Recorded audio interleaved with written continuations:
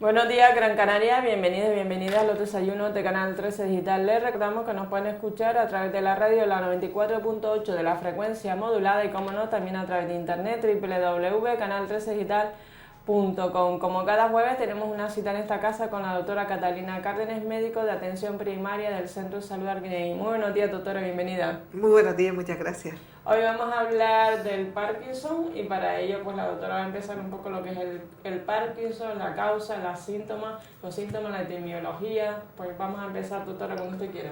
Pues mira, ante todo sí que me gustaría decir que efectivamente la enfermedad de Parkinson es una enfermedad que, aunque digamos que su frecuencia es alta, pero digamos que llegar a su diagnóstico es un poco difícil, quizás porque enmascara una serie de síntomas y signos que tienen que ver con otras patologías. Definiendo lo que es la enfermedad de Parkinson, tenemos que es un síndrome clínico que se caracteriza por temblor de reposo, bradicinesia, o sea, movimiento lento, rigidez e inestabilidad postural. Puede predominar el temblor, que entonces sería tremórico, o la rigidez, la bradicinesia, que entonces tenemos el tipo rígido kinético.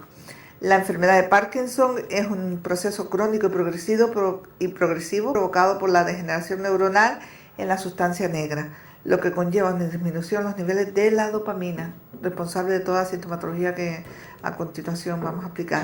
Tiene la misma distribución entre razas y sexo.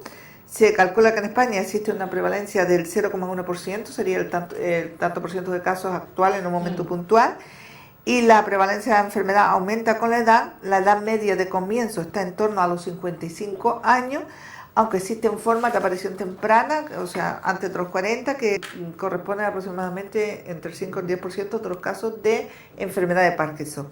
La etiología de la anatomía patológica. Su etiología es desconocida y probablemente sea un origen multifactorial. Puede estar implicado factores genéticos, ambientales, daño oxidativo y envejecimiento acelerado cerebral, pero la causa en sí no se sabe.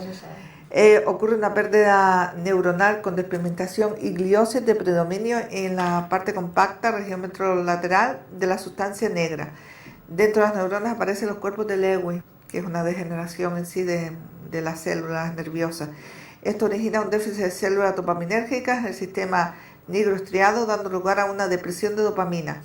Para que pueda apreciarse clínicamente debe existir una pérdida de al menos el 60 o 80%. O sea que, vamos, yo creo que comienza mucho antes de que nosotros vemos los síntomas, lo que pasa es que como necesita un acontecer lento y demás, con mucha pérdida de células, pues entonces cuando nosotros realmente lo vemos o cuando nos llegan nuestras consultas es cuando ya prácticamente está en su pleno estadio. Es complicado entonces efectuar un diagnóstico sí. A priori, ¿no? Por eso que muchas veces dicen, bueno, es que aparecen personas mayores, pero es que yo creo que no, que aparece mucho antes, pero cuando ya nosotros lo vemos o cuando los familiares nos llevan a los pacientes pues ya tendrán como unos 70 y algo, es cuando realmente ya aparecen los síntomas, pero antes de todo eso ha habido una degeneración del sistema nervioso, de la sustancia negra.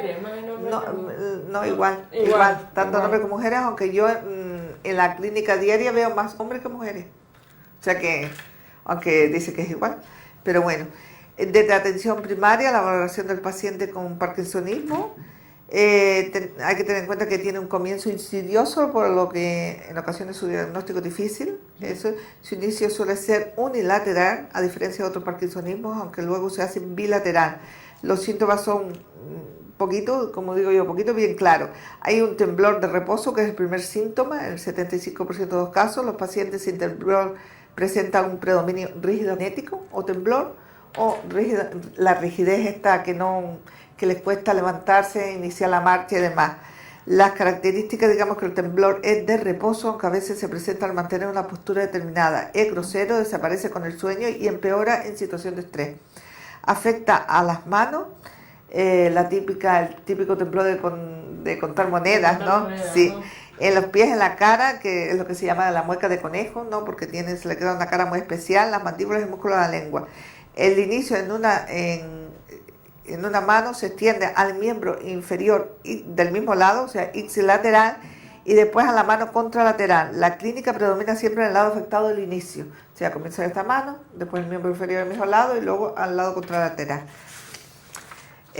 La bradicinesia, que digamos que es el lentecimiento de los movimientos. Puede haber también acinesia, que es la dificultad para el movimiento, hipocinesia, reducción de la amplitud de los movimientos. es la manifestación más incapacitante de la enfermedad de Parkinson. Afecta principalmente a la cara, con los axiales y responsables de bloqueo de movimientos, como por ejemplo girarse en la cama. Es muy importante eso, que los pacientes, pues muchas veces cuando vienen a la consulta, pues refieren él o sus familiares o ella que no se puede, que le cuesta mucho darse la vuelta a la cama por la noche, o que le cuesta esto, levantarse, iniciar la marcha y demás. Presentan también una característica muy importante, que es cuando tú o los familiares son los que se dan cuenta muchas veces, que la escritura se hace cada vez más pequeñita, que es lo que llamamos la micrografía.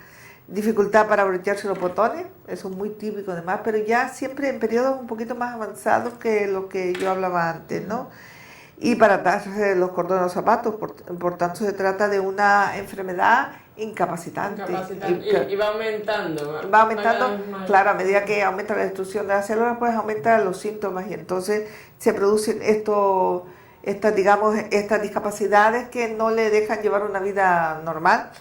Aparece también la hipomimia facial, que es la capacidad de expresión de la cara. O sea, son caras que son muy poco expresivas, ¿no? Porque no reflejan nada, les disminuye el parpadeo, no sonríen, son caras que están siempre prácticamente iguales, ¿no? O sea que no.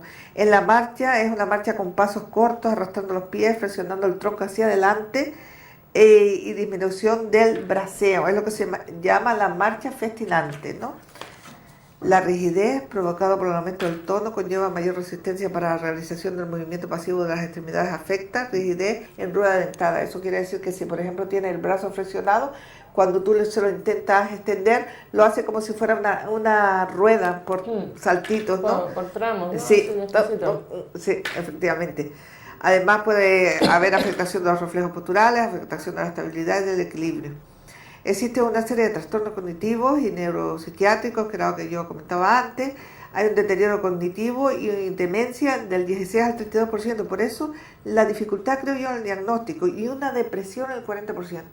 Lo cual muchas veces en las personas mayores estamos tratando pues una depresión, que es el primer síntoma de inicio de una enfermedad de Parkinson, y lo tratamos como depresión.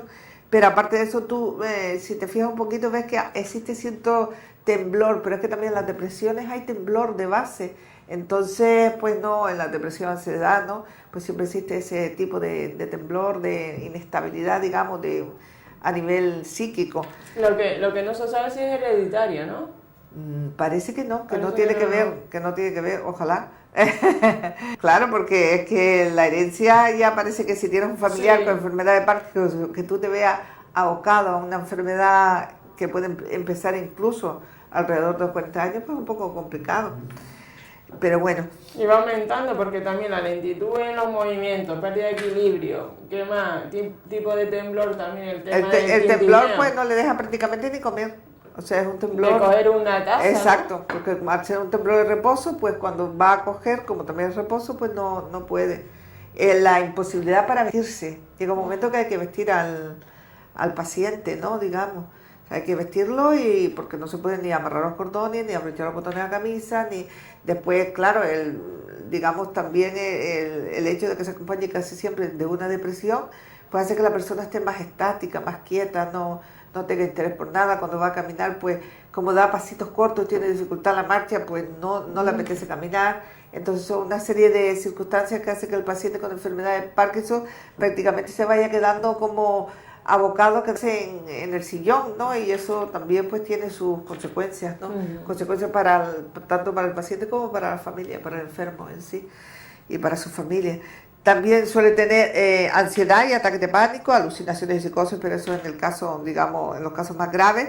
Pero sí se da bastante los trastornos del sueño, los trastornos del habla, la deglución, eso sí que es muy típico. La deglución sí que la he visto yo mucho, porque al intentar tragar se atraganta, con lo cual siempre hay que utilizar como espesantes por ejemplo, para el aguas espesantes, y ponerle el espesante también muchas veces en la sopa y demás, porque si no puede hacer aspiraciones y neumonías, que es de lo que muchas veces mueren.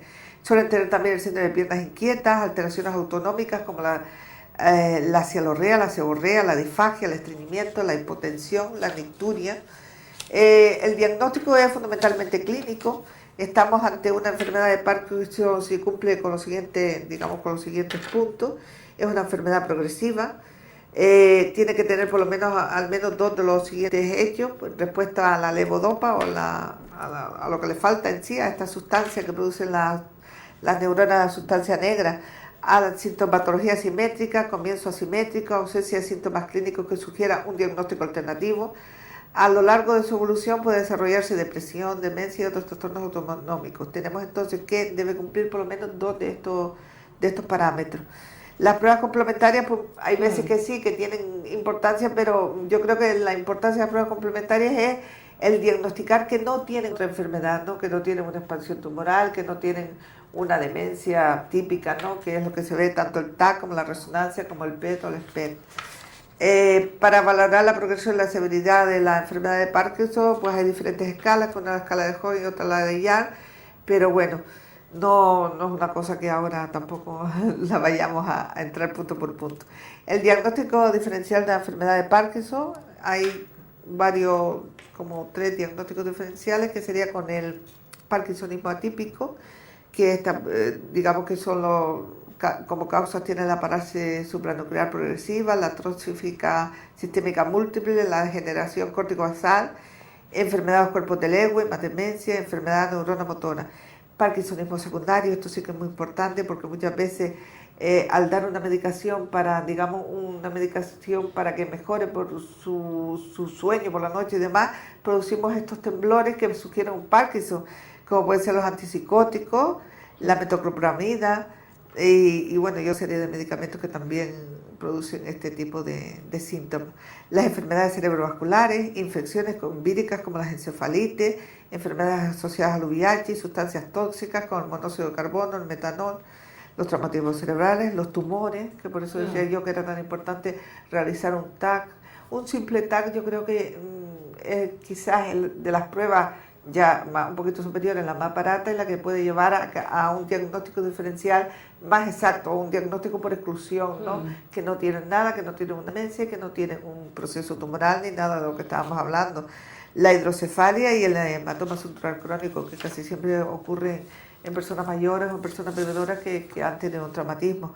Otras causas de temblores son especialmente los antipsicóticos, el hipertiroidismo, que también es un punto clave porque se da bastante en la población general, aunque ya dijimos que era más frecuente en mujeres, o sea que sí. La neuropatía periférica, la enfermedad cerebrovascular y el alcoholismo. ¿Y la raza, no hay razas que sean más razas, a lo mejor nosotros la europea, la blanca frente a la asiática o la...? No, dice que afecta igual raza, igual sexo, pero claro, yo sí que estuve leyendo que hay diferencia entre razas entre unas y otras, pero bueno, yo creo que sí, que prácticamente yo en la población actual la he visto por igual, ¿no? Pero también hay que reconocer que aquí la raza que predomina es la raza blanca.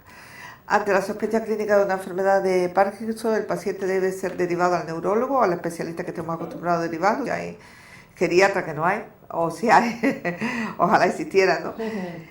Para su confirmación diagnóstica y posterior tratamiento. Porque ustedes, doctora, cuando llega un paciente con depresión, bueno, ya si tiene 60, 70 años, sí, pero si tiene a lo mejor 40... Lo tratamos. tratamos. Le hacemos una historia y demás porque... vamos a ver, nosotros no disponemos de una unidad de salud mental ágil, ¿no?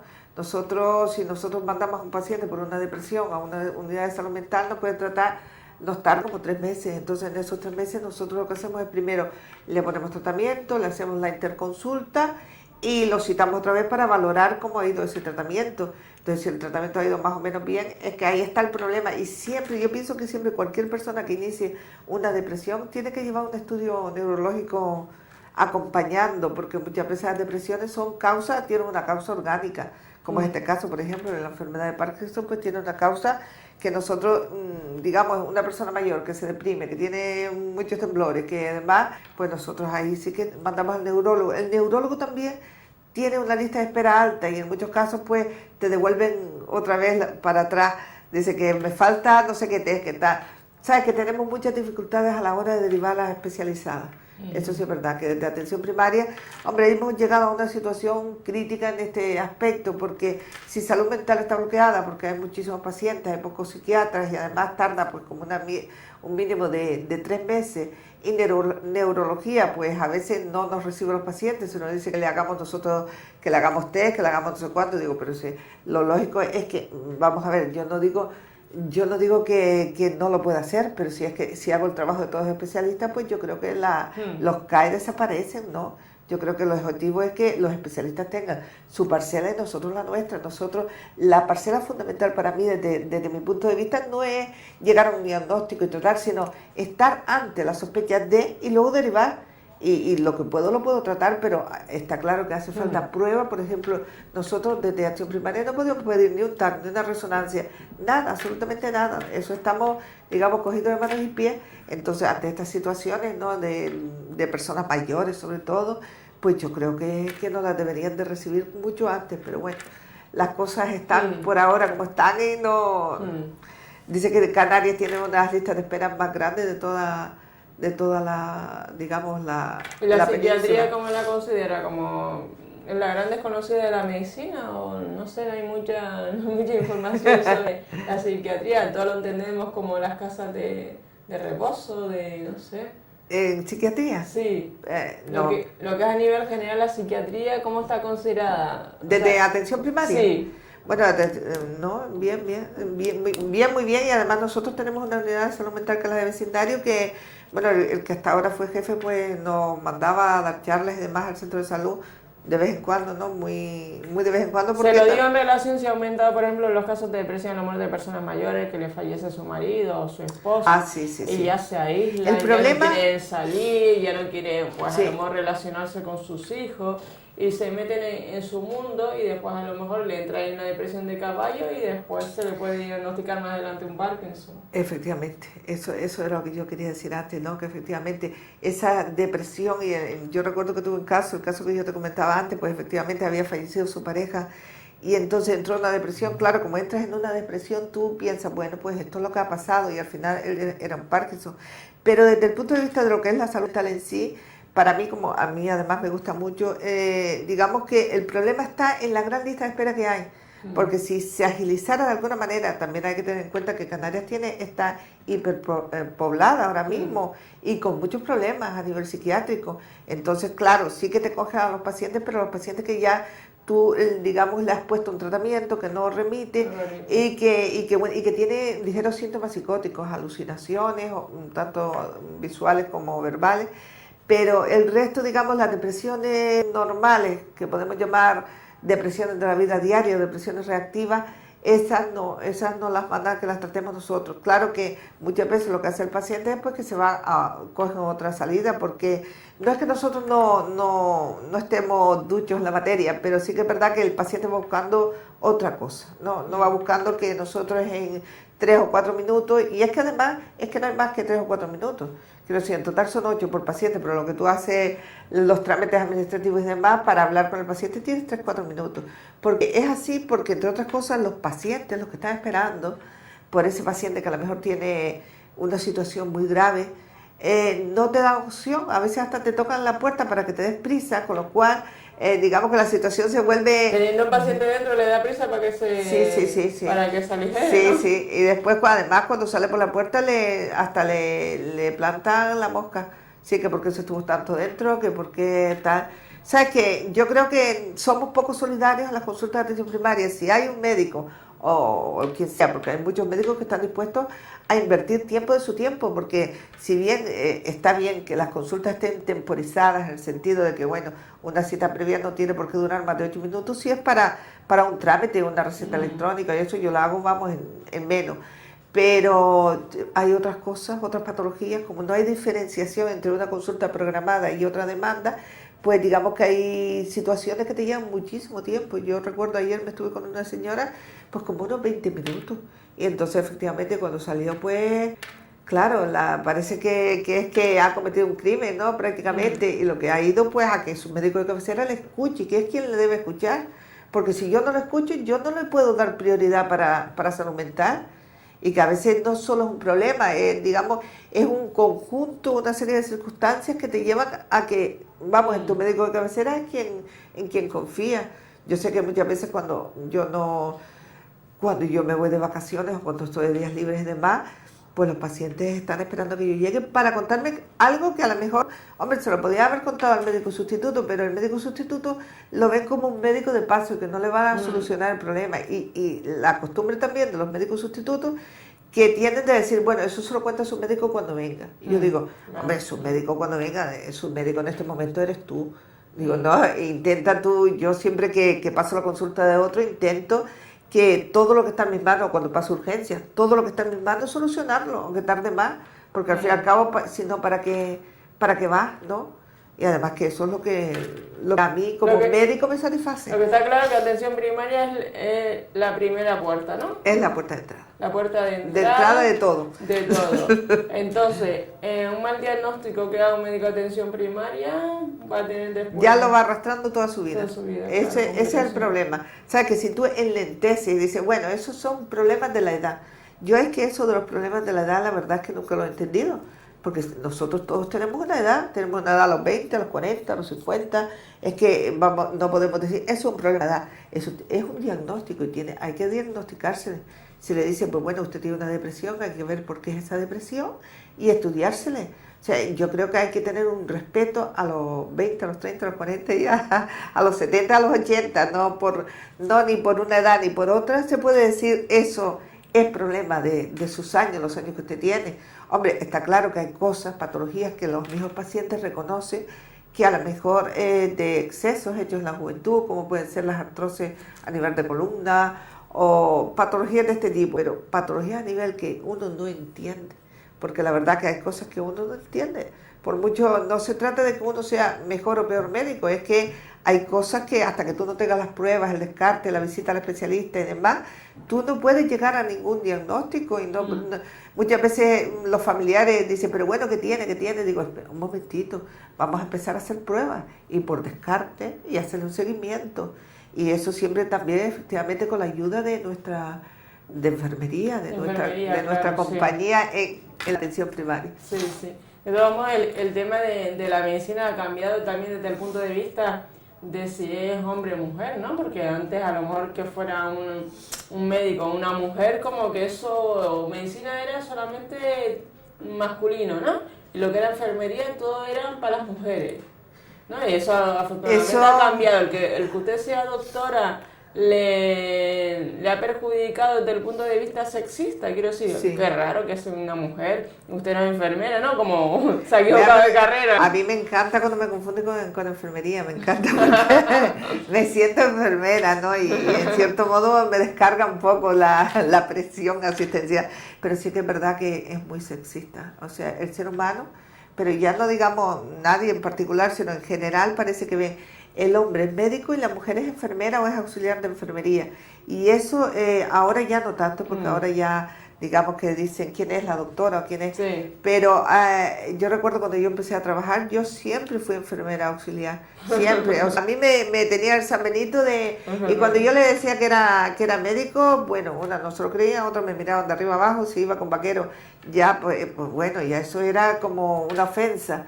Y era el tipo de médico así más con el pantalón de pinzas y la chaqueta, ¿no?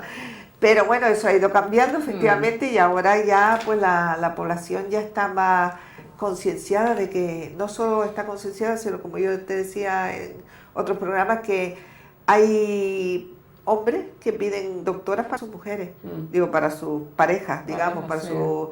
Y por una serie de circunstancias pues prefieren a la mujer y también la prefieren por la capacidad de escucha.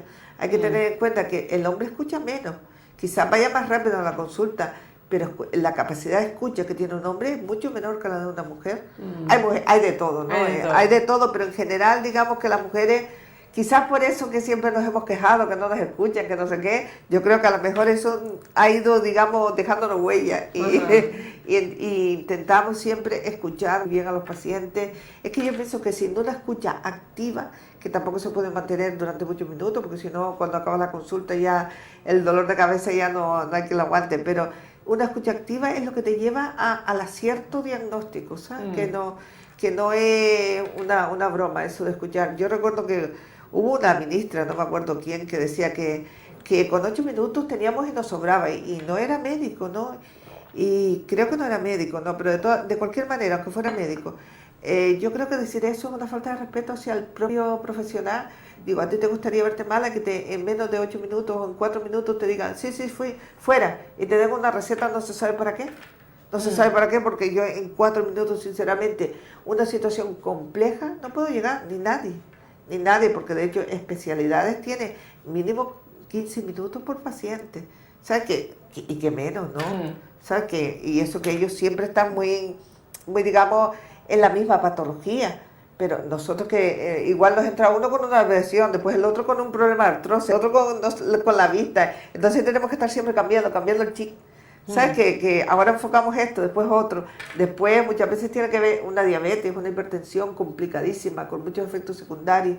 Eso no lo podemos nosotros diagnosticar o digamos, acabar la consulta en 4 o 5 minutos. Eso es imposible. Complicado. El tiempo es muy importante. Pues bueno, estábamos por el pronóstico y las complicaciones. La enfermedad de Parkinson es una enfermedad lentamente progresiva, con una supervivencia media entre 10 y 15 años desde su diagnóstico, la supervivencia. Tiene una mortalidad de 2 a 4 veces mayor que la población general. O sea que estamos por un lado en la supervivencia y por otro lado la mortalidad. Esa mortalidad está aumentada con respecto al resto de la población que no tiene Parkinson. Y esto se debe pues muchas veces pues a las infecciones. Ya decíamos que muchas veces por el problema que tienen los atragantamientos, aspiran, y eso le lleva a infecciones, a neumonías por aspiración, a úlceras por presión, puesto que están rígidos y no se mueven. Entonces por la noche, digamos que tienden a presionar mucho en los talones. Hay muchas veces que ahí forman una ulcerita también. Alteraciones nutricionales, porque si no pueden tragar bien, no degluten bien, pues entonces no comen, ¿no? Después, al no caminar bien, lo mismo, al tener esa marcha, pues tienen traumatismos, tienen complicaciones por las caídas, tienen incontinencia urinaria, fecal, impacto fecal y complicaciones pues relacionadas con los diferentes tratamientos que, como siempre yo en este tipo de, en estos programas, así que se da una idea más general, no me gusta entrar en el tratamiento específico porque es muy complicado, ¿no? Explicar el tratamiento. Me gusta hablarlo más de forma general y de una forma de los cuidados que se pueden tener pues a nivel de usuario, ¿no?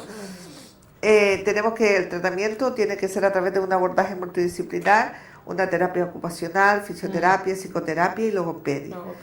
El ejercicio físico tiene que estar presente, hay que obligar, digamos, de alguna manera al paciente a que se levante y camine, porque si no llega un momento que, hombre, como le cuesta trabajo, como es difícil, pues tiende a estar siempre sentado. Eso es cierto, yo conozco enfermos de Parkinson y he conocido a lo largo de toda mi trayectoria, y lo típico es que tú vas a verlos al domicilio y están sentados siempre, y que no quieren levantarse, no quieren caminar, y entonces cada vez pues les cuesta más caminar, ¿no? Entonces yo creo que hay que imponerle, digamos, aunque sea 5 minutos que caminen de un lado para otro, ¿no? Y por supuesto, si tienen un sitio donde llevarlos para que les haga un poquito de fisioterapia en las articulaciones, esa rigidez que se les pone, mucho mejor. Mantener un buen estado nutricional es muy importante, una dieta rica en fibra, puesto que se puede producir estreñimiento también, equilibrada, buena hidratación, sin necesidad de restringir las proteínas, no hace falta. En la enfermedad de Parkinson inicial hay que mantener autonomía e independencia del paciente en el mayor tiempo posible mediante el control de sus síntomas. O sea que, digamos que cuando empieza la enfermedad de Parkinson, pues lo que hay que intentar es que el paciente sea autónomo, no hacer el diagnóstico y enseguida empezar a hacerle cosas, porque entonces lo vamos retrayendo en su capacidad, digamos, de tener libertad de acción para aprovechar su... Claro, si le hacemos el diagnóstico y decimos, no, a partir de ahora yo te he visto, te he hecho todo, y te ato los cordones, entonces ya le estás quitando, digamos, esta práctica que puede tener para agilizarse un poquito más, y en la avanzada, pues entonces controlar las complicaciones en la enfermedad de Parkinson avanzada, derivadas del uso de fármacos en esta enfermedad. Bueno, hasta el momento ningún fármaco ha demostrado tener propiedades, digamos, neuroprotectoras que pueden detener el curso de la enfermedad. Tampoco hay un consenso sobre cuál es el mejor fármaco para iniciar el tratamiento, y es recomendable iniciar el tratamiento cuando el paciente comience a notar que la sintomatología interfiere con su actividad de la vida diaria. Si no, no se le inicia el tratamiento, digamos. ¿Sabes? Cuando se ve que hay esa interferencia, que ya el paciente, si es consciente de que realmente tiene esa enfermedad, porque como todo, las enfermedades hay que explicárselas al paciente. Lo que no podemos decirle, usted tiene Parkinson, ya está. Y luego él dice, ¿y eso qué es? O su familiar, y hay que explicarle poquito a poco lo que tiene, cómo va a ser su evolución y qué tratamientos hay, que bueno, que el tratamiento va a ser simplemente de acompañamiento y disminución de sus síntomas. De sus síntomas. O sea, que no hay un tratamiento farmacológico realmente útil. Yo recuerdo el famoso Cinemer Retaro, que bueno, cambiaba un poquito lo que es la sintomatología, pero no llegaba, digamos, a todo, mejoraban, caminaban más, temblaban menos, mejora. Ahora hay otros fármacos más complicados, pero que tampoco no llegan a cubrir las necesidades de la enfermedad de Parkinson. También recordar que el Parkinson se celebra cada 11 de abril. Y es importante también en las Palmas de Gran Canaria hay asociaciones de Parkinson en las cuales los familiares junto con el paciente acuden a esa cita, donde hay un poco de orientación, donde hay también un poco de hablar, ¿no? Hablar en sí de la enfermedad es positivo tanto para el paciente como para la familia, ¿no? Por eso son de gran utilidad. Yo siempre he visto y siempre lo digo, ¿no? Que las asociaciones sobre cualquier patología que no se sepa, digamos, el tratamiento exacto, no haya una buena evolución, son fundamentales, porque digamos que tú encontrarte con familiares de un paciente que tiene lo mismo que el tuyo y que te puedes relacionar y que muchas veces te dan hasta truquillos para cómo manejar a ese paciente. No, pues yo esto le hago, esto tal, son fundamentales, ¿no? Y aparte también, doctora, con el tema de las redes sociales, que se pone en contacto con otros pacientes de otra isla o de la península. Efectivamente, ¿no? Y como muchas veces yo recuerdo también, por ejemplo, con los diabéticos que hacen campañas, que hacen campamentos, que se van de viaje y cómo no se limita la actividad cuando antes se limitaba mucho diabéticos jóvenes, me refiero, de la diabetes juvenil. Y yo digo, esto es para mí maravilloso, porque hacer un campamento, por ejemplo, con diabéticos, que se les enseña a pinchar, que se les enseña a hacer ejercicio, controlarlo, y lo mismo pasa con las enfermedades crónicas. Lo que pasa es que yo creo que en este sentido a las personas mayores con enfermedades crónicas les cuesta más, digamos, incluirse en esos grupos, ¿no? Porque el paciente cuando se va haciendo mayor y cuando tiene una enfermedad como le acompaña la depresión, no tienen ganas de salir de casa, no tienen ganas de relacionarse, quieren quieren más bien estar rodeados de su familia y que le haga como una especie de apoyo, ¿no? Pero apoyo en el hogar. Y entonces muchas veces el apoyo en el hogar no sirve porque no le distrae de lo que es la patología en sí. Por eso yo a la mayoría de mis pacientes se los recomiendo ir a un centro de estancias diurnas o ir a un club de pensionistas o ir, en definitiva, ir a la piscina, distraerse. Yo a todo el mundo le digo la piscina como además en Arguineguía es una piscina maravillosa, ¿no? Que está cubierta y demás. Lo que pasa es que hay gente que, claro, no está acostumbrada a ir a la piscina. Tú de repente le dices, ¿por qué no va a la piscina? Y dice, pues nunca he ido. Y mucha gente prefiere mar abierto, ¿no? El mar abierto ahora, por ejemplo, en invierno está muy frío. Muy frío. Y entonces, pues eso. Es recomendable entonces el tema de las asociaciones, porque llevan tareas informativas, orientativas, y sobre todo pues también incidir en una tabla de ejercicio con el fisioterapeuta en casa, a lo mejor 3 veces en semana, marcárselo como una tarea obligatoria. Pero eso sí que lo está haciendo cuando yo, por ejemplo, derivo a un paciente a rehabilitación. El rehabilitador lo manda a fisioterapia. Después el fisioterapeuta sí que manda esa tabla para el domicilio.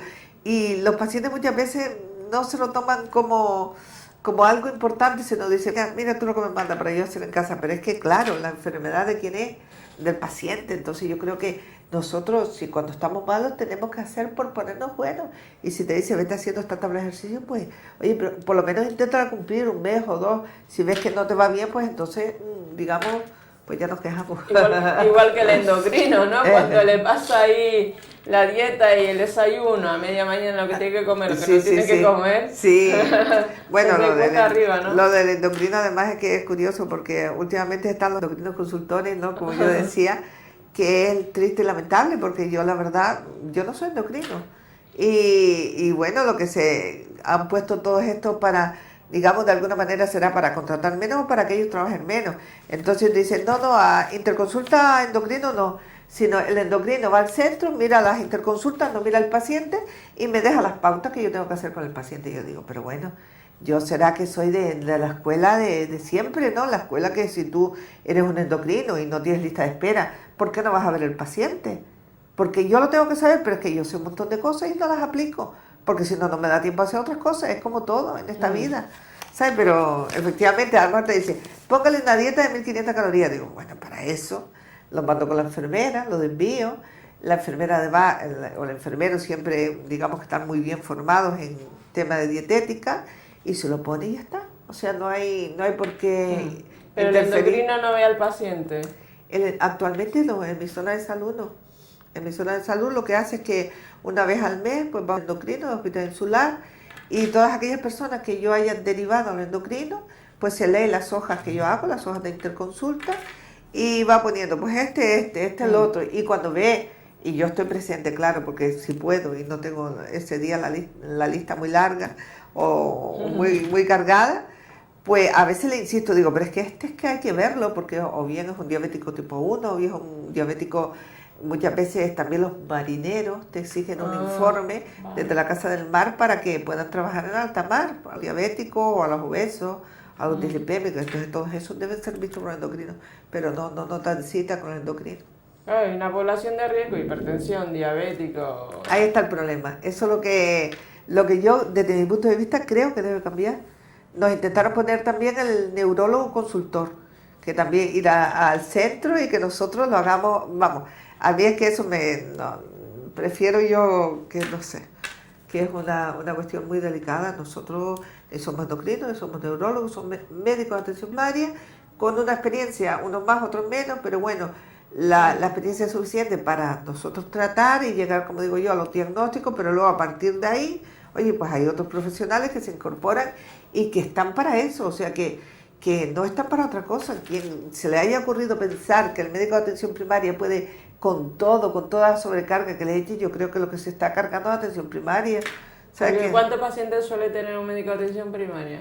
Un médico de atención primaria, 31 aproximadamente, va lo que se le añade, porque siempre está el que no tiene cita porque no sé cuánto, porque se puso mal ayer por la tarde, porque entonces a lo mejor llegamos. Yo recuerdo que el otro día llegué a ver 50 en la mañana, y 50 en la mañana es mucho.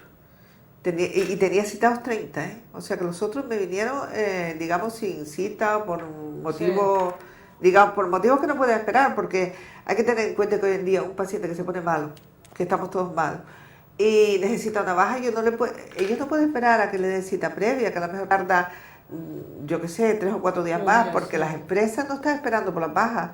Las empresas lo que dicen es, o me traes la baja o te vas. ¿Sabes? Que prácticamente están así en muchos casos. Y yo qué sé, hay pacientes pues que por lo que sea, porque urgencias también se ha bloqueado en este caso por el tema de tantos virus que hay actualmente, y entonces me suben directamente a la consulta. Es así. También en otras zonas en Europa, en zonas frías, se está viendo lo que es la telemedicina, ¿no?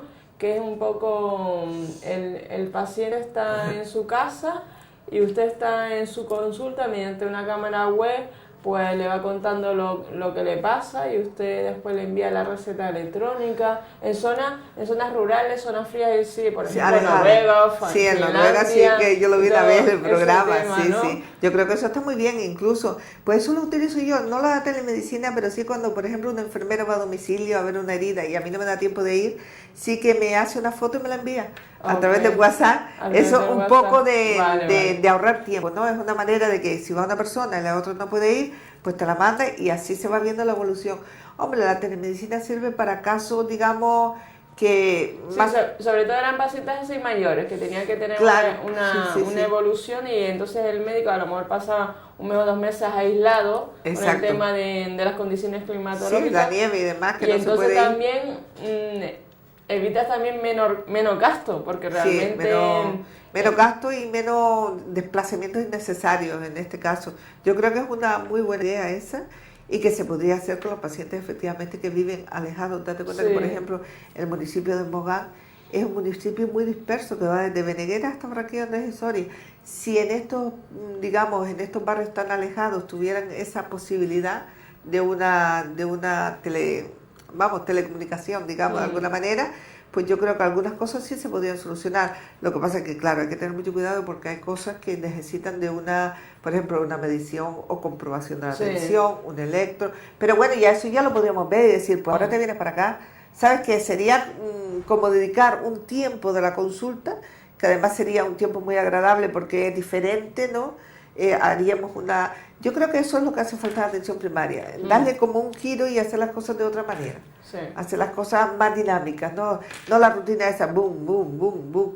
Y si ahora, menos mal que el copago parece que se va, el copago de 1 euro por receta parece que se va a echar para atrás definitivamente, porque si no, lo siguiente que nos viene aquí es un copago de 1 euro por receta y que tampoco tiene ningún sentido, porque hay pensionistas que no tienen ni para comer, porque me lo están diciendo a mí en el día a día, porque además en su casa se han ido a comer toda la familia, porque todo el mundo está en una situación crítica, hay unos cuantos, digamos. Si encima le pones 1 euro por receta, tú imagínate que hay gente que no dice, bueno, me tomo este y este, el resto quítemelo. Si ya me lo están diciendo por pagar el 10% los pensionistas. Y imagínese que tengan que hacer una dieta, que tengan que comprar verdura, fruta, ya no la quieren hacer. Frito. No. Realmente no se puede hacer, una dieta es cara. Una dieta es muy cara, porque comprar los productos además se recomienda fresco, no. Yo creo que hay que hacer dietas que sean, como digo yo, del producto del día, pero barato. ¿No? Adaptar las dietas a la economía. Y a la economía de mercado, tanto a la economía del paciente como a la economía de mercado. Y eso es muy difícil, ¿no? Porque, claro, tú tienes que dar las alternativas y a su vez conocer la economía del mercado como está. Sabes que no es... Para terminar, doctora, entonces el Parkinson es, pues, una parálisis, ¿no? Parálisis agitante que va empezando de menos a más.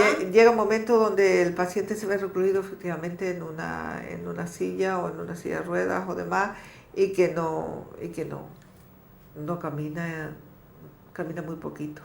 Entonces, pues bueno, es una situación que hay que admitir y simplemente pues eso, evitar los efectos secundarios, evitar las infecciones, las aspiraciones, los cuidados y también un poco admitir la enfermedad. Quiero decir que si los acompañantes y demás admiten que tiene una enfermedad y demás, pues ya está, ¿no?